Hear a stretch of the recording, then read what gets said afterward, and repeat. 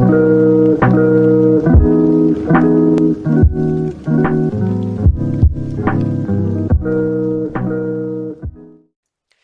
guys, how's it going? My name is of course RedMaster and welcome back to the second installment of Cards to Craft. Last time we took a look at Vikings, Crusaders, and Pirates. Today taking a look into Warlocks, Ninjas, Druids, and Neutrals. But before we begin, I'm going to give a quick recap to those of you who may not be familiar with what this series is about. If you do want more details, however, you can go ahead and check out the video that should be up top on your screen now to go ahead and learn more detail. But essentially, for those of you who don't know what's going on here, I'm going to be taking you into those four factions that I just mentioned and giving you my top 3 cards from each of them to kind of have a priority in crafting. It's a question that's asked very frequently in terms of, for some of our newer players, they're not sure what the shard system might be, and once they do learn about it, they kind of have some difficulty in prioritizing what cards should I make over others. So this video hopefully going to clarify that. Now, of course, there are no rankings to these cards. What I show you, you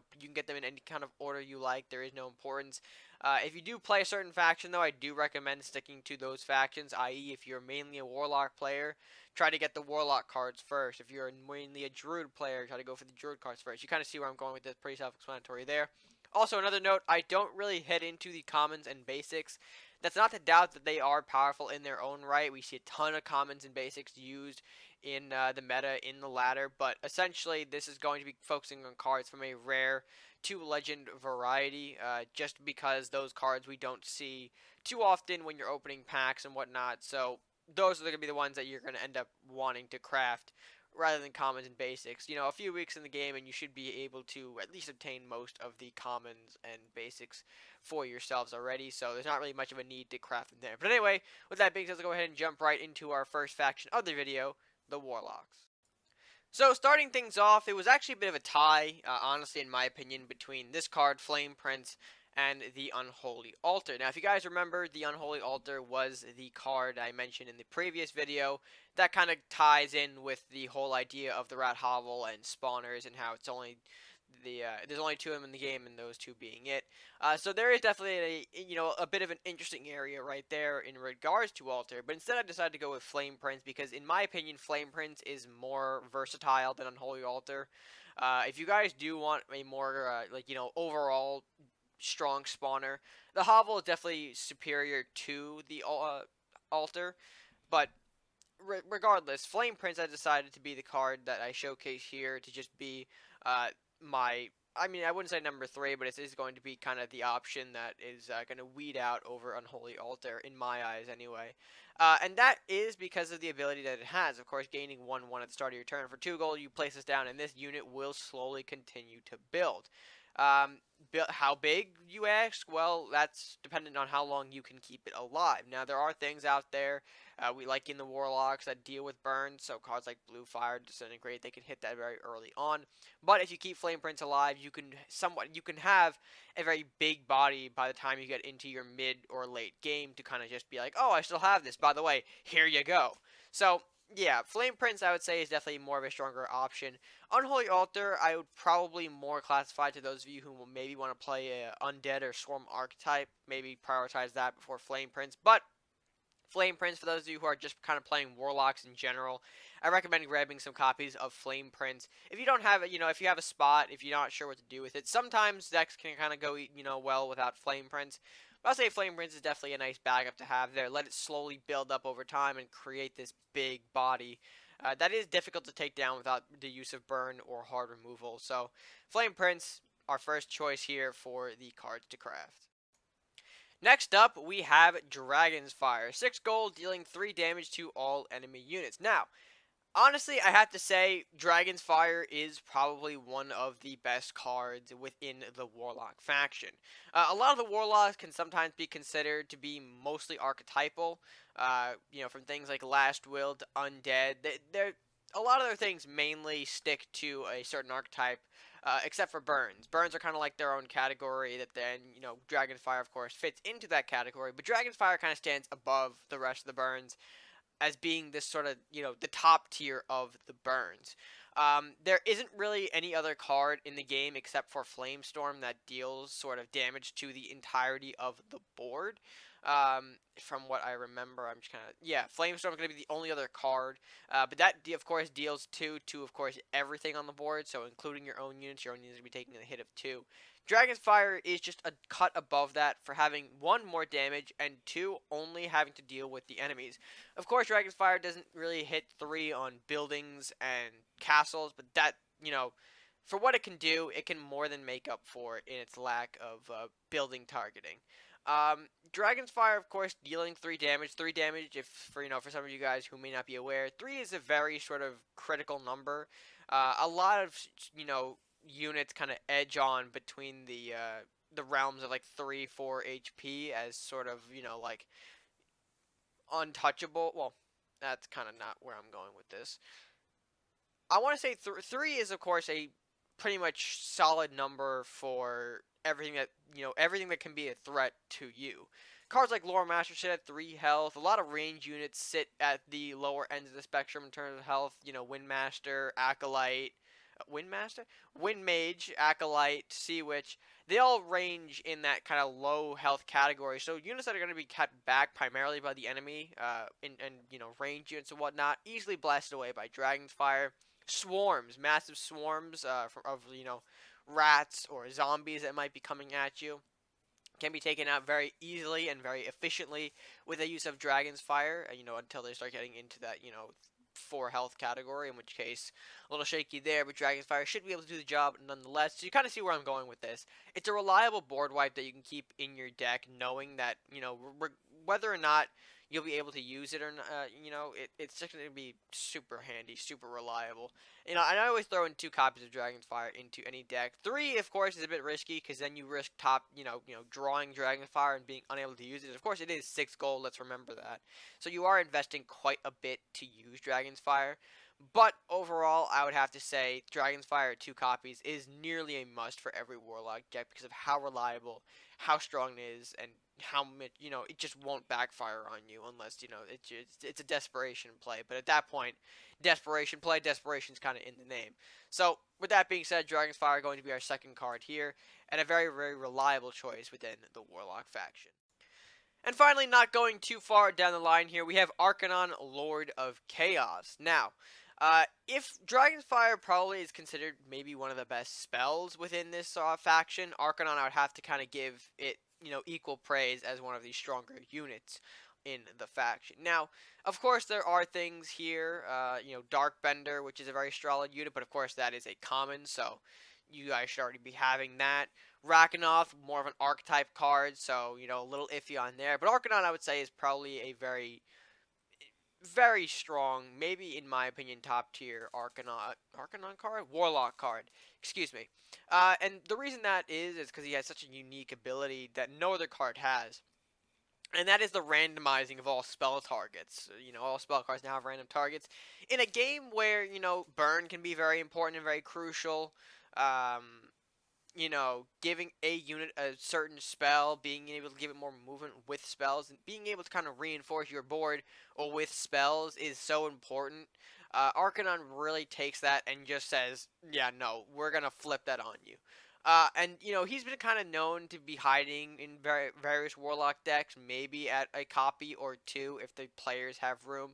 Sometimes the needs of the deck, of course, scoot out Arcanon and say, nah, we need to take a break for now, but Arcanon, I would say overall, is a great choice to have at 2 of. Really disrupting the power of spell cards in the game is crucial. And if you can kind of stop, and I know there are some decks out there too that kind of revolve around spell cards and being able to power up their units in order to rush at them. When you throw Arcanon into the mix there, it's really going to screw them up. And considering that he's got lifesteal, meaning that you gain health equal to damage dealt, so say if I'm attacking a unit, I can instantly heal up the damage that I lost from that unit with lifesteal. And he has 7 health, so not super easy to remove with burn spells, or at least the smaller burn spells. You're going to need hard removal, but even then, hard removal is still a spell, so you have to be lucky enough to hit Arcanon. So executions, Mercenaries executions from the pirates, not going to be guaranteed on Arcanon given the fact that he has a random spell targeting. So yeah, a very powerful unit, and one that I feel like honestly should be seen a bit more out there in the competition, but I understand it is, of course, a legendary card, so not everyone's going to have their 3 copies or at least 2 copies. But I'll say once you have 2 copies, you should be good enough to start running Arcanon. Again, not a necessity at 3, considering that he is quite the expensive boy. But I would say if you can afford to throw in 2 in a deck, feel free. You'll start seeing how games can pretty much shift in your favor, unless you are more of a spell-focused deck. You know, sometimes Arcanon may backfire on you as well, so be careful whether or not, you're dealing burn damage with cards or hard removal when Arcanon's out on the board. But overall, Arcanon, again, another solid, reliable pick within this Warlock faction. Alright, so now we are moving into the Ninja faction, and starting us off with the Ninjas, of course, is Arcanon Magic Eater. Now, this little bugger, of course, for 3 gold, you summon a 2/2 body that has fast, so it is moving 4 spaces rather than the standard of 3, and it gains 1/1 whenever a spell card is played. So this kind of bounces off, the conversation with Lord of Chaos, how some games can be a lot more spell-oriented, and how if you start playing Lord of Chaos, that can disrupt your opponent's spells. With Magic Eater, it doesn't really disrupt the spell game, but of course, it will potentially limit them, and if this is, it's kind of a risk on your opponent's part. Do they play the spells to to achieve their combo, or do they, hold off on it, meanwhile not powering up your Magic Eater? Now, usually Magic Eater decks sometimes are relegated to their own kind of deck, so to speak. Like, you wouldn't see Eater in any other deck aside from maybe a Magic Eater based deck, so there is some concern there that how it is probably, more focused to a deck type. But overall, Magic Eater is still a nuisance, and honestly one of the cards that I hate seeing. For those of you who know me, who know the channel, you'll know I hate Magic Eater because he's such a freaking nuisance. So yeah, there's that. And again, it also goes back to the idea with Flame Prince we mentioned earlier on, having this slow body, this body here that can grow over time. The more it kind of sticks onto the board, that can be dangerous. Can be dangerous for sure. And rather than an effect, or at least a stat buff every turn, you're seeing it every time a spell is played, which may not be every turn, but the fast compensates for that, being able to move more spaces and threaten more from a safer distance than Flame Prince can. So it's kind of a mix between Arcanon and Flame Prince when you're talking about Magic Eater, how they can combine 2 elements that make these 2 individual cards strong, and pull them together to form an equally strong card within the Ninja faction, and that being the Arcanon Magic Eater. Alright, and next up is this sneaky little bugger, Koro the Assassin. Now, we have seen him recently, honestly, in a couple of, more recent times. Decks that are showing up on TV being able to, use Koro to such a degree that it becomes effective and people start to take note of it. Of course, Koro pairing well with Dwarven Scope, with the pirate card that we did mention in our last video. Those go pretty much hand in hand to make one terrifying board state. But Koro, for what it is, it has stealth, originally, and gains extra stealth and movement after attacking a unit. So considering that this unit can bounce off of smaller units to gravitate towards face, pretty spooky there. Of course, once he does hit face, though, or any kind of other building, Koro does not go back into his stealth mode. So with that in mind, people kind of use Koro mainly for just unit wiping, cleaning out units. If he does not attack, though, a certain turn, he will remain visible, so then he becomes open to burn possibilities and direct removal. So there is that to keep in mind here. But overall, Koro honestly is a very tough, tricky card to navigate around. It is a powerful unit, and one that I don't take away from the Ninja faction. In a faction that's dedicated mainly to spell cards, Koro stands out to be one hell of a unit, one hell of an amazing unit that I think can fit into pretty much any kind of Ninja deck that you're running, whether it's more Magic Eater based, or whether it's something that pairs along with other factions. You can imagine that your opponent is going to run Koro mainly because of how reliable and how useful it is, especially in decks that don't maybe have the burn or the hard removal. Kind of using Koro to kind of substitute for that, to make up for that, if you will, by kind of hiding it somewhere on the board, striking when the time is right. So, with that being said, Koro, another great addition to the Ninja faction, and one that is definitely a card to craft. Alright, and wrapping it up for the ninja faction, we are looking at the Ethereal Panda. Now, I did previously mention how Koro is kind of, or at least can be used as sort of like the removal of the faction. Well, Panda is probably the definite removal of the faction. With Koro, you have, other uses that you can make for him. Panda, you're really running because you pretty much know ninjas have no direct removal.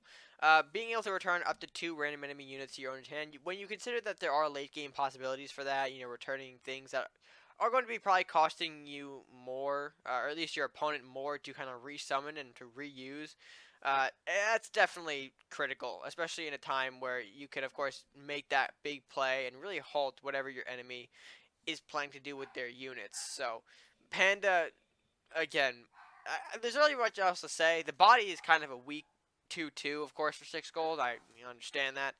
But you're using it just mainly for the bounce ability that it has, not really for the body of the stats. And, of course, you can bounce that, of course, with the ninja faction that you have playing with Ethereal Panda. And, of course, reuse his ability multiple times to create some sort of nasty stall. But with that being said, that is pretty much going to be the idea behind Panda and why I consider it probably to be another card to craft for this faction. Alright, so next up is Druids. Now, to kind of be frank here for a minute before we jump into Call for Aid, I do want to quickly mention Druids are the latest faction, of course, to enter this game, and because of that, they are not really at full strength now. So you'll see a lot of cards in here to be of the epic and rare or legend variety. They don't really have so much basic and common support to help them out here. So, as kind of like an idea, an opinion to newer players here, I recommend kind of staying away from Druids for the time being. Build up that side, that piece of your collection slowly. Let it take its time. Don't rush into Druids. They don't really have too much of a presence. You can see some matches on Cars TV too. Not everything is dominated by Druids. Of course, they are a neat faction, but I will not say that they are the buy all and end all currently. And of course, for you or newer player maybe who doesn't have the resources to kind of build up their Druid faction, again, take your time with it. Don't rush it, and play some of the other factions for now because they have more basic and more common support. But with that being said, kind of moving into the Druid faction, Call for Aid is going to be our first card we're taking a look at. Now, Call for Aid, of course, adding 2 Northlands Rangers to your hand that cost 2 less. Essentially, 2 Northlands Rangers with stats of 7 to 8 at 5 gold with the discount from Call for Aid. Very, very big, very powerful. Usually, Call for Aids kind of reinforce the idea that, alright, I have some bodies I can use now. Hopefully that they're going to be strong bodies and whatnot. And, it's nasty. And talk to anyone who kind of faced the Druids, who faced Call for Aid. They're not really a fan of it. They're just not, because of course you're getting two bodies for the cost of 1 card, each discounted that normally are cost 7 gold. So a total of 14 gold reduced to 10 gold. That's pretty big indeed, especially considering the bodies are 7, 8. Other than that, though, there really much isn't. There isn't much else to talk about for Call for Aid. It has a downside of being like a 2-card combo into 1 card, if that makes sense. Playing Call for Aid for 5 gold, then waiting the next turn to then play a Northlands Ranger. So it definitely has a bit of delay on it, but honestly, the ability that the Rangers can provide more than make up for Call for Aid's kind of slow, how do I word this? Slow process? That's the kind of the best word I can think of right now for it. It's sort of, longer delay is made up for in the fact that Rangers are just an incredible card, especially discounted and have 2 of them in 1 card. It's nuts. Alright, and next up we have Fenrir. Now, Fenrir is a classic, well, I want to say classic, but of course the older players know Fenrir does not really belong in Druids. He's been around a while, but of course different faction story that maybe I'll talk about if I make a history video or at some point maybe. But anyway, Fenrir for 5 gold, Rampage, and gains +1 attack whenever any unit is injured. Of course, this guy is a unit that can just build and build and build. Slowly but surely, when Fenrir, of course, comes out, I will say some attention has to be devoted to him. He can build up like cards like we talked about previously, Flame Prince, Eater, etc. if left alone for the right amount of time. And with him, his attack can, just exponentially build with every turn. You can see him gain, 6, 7 attack just in the means of one turn if things go well for your opponent, and instantly that brings him up to 10 attack from his base of 3, maybe, if your opponent, or no, if you did at least enough requirements to fulfill 7 attack to gain 5, 10, 10 5, excuse me. So yeah, definitely very nasty there. And again, like Koro, Fenrir we've seen paired well with Scope in the past, and to this day, kind of Fenrir Scope still exists out there. And it is nasty, of course, being able to hit and slowly gain attack while also being able to fall back with the Rampage. It's a lot of things in one card that makes it just extremely reliable. I'll say if you're running Druid, Fenrir, out of the 3 in this kind of video that I'm going to show you, no Druid deck is complete or at its best, I would say, without the use of Fenrir. And finally, for our last card, we have the Beastmaster. Now, the Beastmaster, of course, has initiative of summoning out 2 beasts. When this unit dies, all beasts are destroyed. So there is quite a hefty downside to this. However, the beast pool does include the Bear Hog, the Wolf, and the Bear. So you have a decent range of options. Wolf being your low roll, Bear Hog being the mid roll, Bear being the high roll. So yeah, there's kind of that there, and the ability to summon out 2 units is pretty nifty in one card. Being able to kind of just, oh hey, I need some reinforcement, let me place the Beastmaster, get a couple of beasts and clean up my board. Definitely helpful there. Considering when you can also bounce or reactivate the initiative play, can mean a whole lot more too. So, and Beastmaster, it's kind of difficult to kind of throw him after Call for Aid and Fenrir, because honestly, out of the 3, Beastmaster is probably the least one seen, considering that he has such a hefty downside to him. Of when he dies, all beasts are destroyed. So not only do you lose the 2 beasts that you might have gotten when you first summoned Beastmaster, but if you have a thing like Fenrir on the board, Fenrir does count as a beast, so that can be wiped out too. All with a simple burn spell too. Beastmaster does not really have a high stat point of he's only sitting at 3 health, so it's not a very safe option, but hey, he still works, and he's proven to kind of be a crucial turning point in some matches, being able to clear board enough before being destroyed, to which your opponent kind of has to rebuild their momentum, rebuild their push, and whatnot. So, Beastmaster, I would say, definitely another one of those options for your crafting. Maybe behind the other 2, though, just my opinion there. Again, not really wanting to rank these in any sort of order, but Beastmaster definitely probably weaker of the previous 2, but still a card to craft for the Druid faction. And finally, we move into our neutral faction. Now, we're starting off here with the Fat Bard, and of course, those of you who probably stuck around for a while already know why he's important. It's something that I have I do mention previously a lot, whether it's kind of Discord or it's videos like these. Fat Bard, 2 words, global buff. That's really all you kind of need to know about this card. Despite its upkeep of -1, meaning that you're going to have to pay an extra gold to kind of keep this card around, your units are gaining 1/1 stats. And for those of you who may not see that importance right now, go to any game on Cards TV. Your opponent, or you'll see plays of, at least Armory, Fat Bard, or Blacksmith in about 90% of those matches. The idea of global buffs is just way too strong, way too powerful. And of course, you do have Armory as a basic card, so everyone, of course, has an Armory and Blacksmith at their disposal, which, by the way, I recommend throwing 2 of those into every deck you make, just because. But I think global buffs, when you kind of reinforce that further with Fat Bard, absolutely nuts. Things can just completely turn in one way. In whoever has the most global buffs, that's really all you gotta know there. Yeah, and again, it's something I've mentioned about previously on the channel, so I'm not going to do too much of an explanation here, but just know that the global buff power of this is something that that you should be more than willing to pay the upkeep for.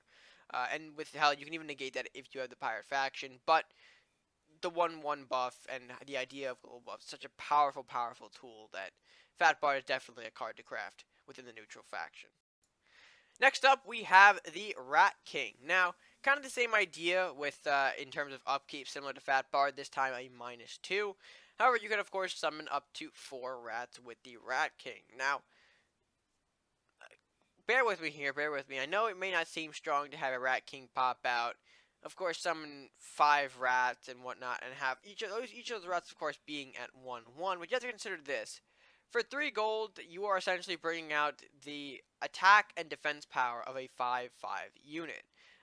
Each rat, of course, has their individual stats, so of course that is 1/1. Actually, now 5/6, considering Rat King, of course, has that 2 HP rather than 1. And of course, pairing that with the idea of global buffs, we've already talked about, and how things can completely spiral out of control. The more global buffs you have, the more powerful each individual rat and the Rat King will be. So this kind of pairs with the idea of global buffs being powerful. How you also want to have Rat King in there to kind of reinforce that global buff potential. Just having all those rats spawn in, and of course, with the armories and Fat Bards and blacksmiths you might have out, can lead this card to be, a very powerful, very bonkers card. And one that has an incredible defensive power too. People that do play this, note that as the kind of prime reason they play it. The defensive power is just way too good. And hell, you can even trade Rat King before the next turn if you summon him to kind of negate the upkeep as well. So you might even have to deal with upkeep for Rat King too, which is also a big plus. So again, something to keep in mind there. But again, really why a Rat King, or at least the Rat King, is another card to craft for this faction. And finally, to wrap up our neutral faction, and to kind of wrap up this video here, we are going to be taking a look at Mourdock, the Dark Rider. Now, for 8 gold, you get this 4/5 body that has a bunch of tags. You can see there, Undead, Dwarf, and Dinosaur. And has the ability to combo out a random undead unit. And of course, the undead unit pool includes Headless Horseman, Banshee, and Wraith. Mourdock. There isn't going to be a game where Mourdock probably is not useful at all. Mourdock, I wouldn't say is used as much as global buffs here, but for what he is and what he can do, he can definitely turn around games, definitely be a huge nuisance, considering the fact that all you have to do is just hit him, and he brings out a whole nother unit that you don't want to deal with. Banshee can give a minor spell to your opponent, Headless Horseman dealing the initiative damage of 3, and Wraith is having an annoying big body that can fear units back. So each one of his units that he summons has no real downside to it. And you pair that with the fact that it's 4/5, it's not easily burnable, you have an incredible card here at your disposal. And of course, it does have a lot of tags here, so it does pair well with a lot of faction archetypes. Undead can use him efficiently, dwarves can use him effectively, and hell, even dinosaurs with the dino nest that exists out there can work well with the Mourdock. So he's just an overall solid unit that I don't think has a lot of real downsides. Of course, hard removal exists for him, at that point, but that's still an investment for them, to be sure. Mourdock, there isn't really many words I can use to describe how powerful he is. And if you go to Cards TV too, much like with some of the other choices that I mentioned here, you can see their power kind of unfold, because many people who are on Cards TV use these cards that I'm mentioning to you right now in such an effective way, and you'll see why Mourdock is as powerful as he is. You can, of course, just hit anything, and boom, there's a Banshee. Boom, there's a Wraith. Boom, there's a Headless Horseman. Things that are going to end up, that would usually take much more investment from your opponent has just been instantly summoned for free with the ability of Mourdock. So, when you take that into consideration, Mourdock is such an incredible tool, and probably one of the strongest that neutrals have to offer in their faction. Just Mourdock the Dark Rider. Now, with that being said, folks, that's going to do it for this edition of Cards to Craft. Hopefully you enjoyed the Part 2 series. Let me know what you guys think of my ideas here by leaving them down in the comments section below. If you have other ideas, feel free to share. Again, maybe reasoning as to why some options are better than others. Again, would love to hear that in the comment section below. While you're down there, if you haven't done so already, be sure to like the video, share it, and of course, subscribe if you are new or haven't done so already. Help support the channel and help us grow by clicking that subscribe button at no additional cost to you. So, with that being said, guys, until next time, stay gaming.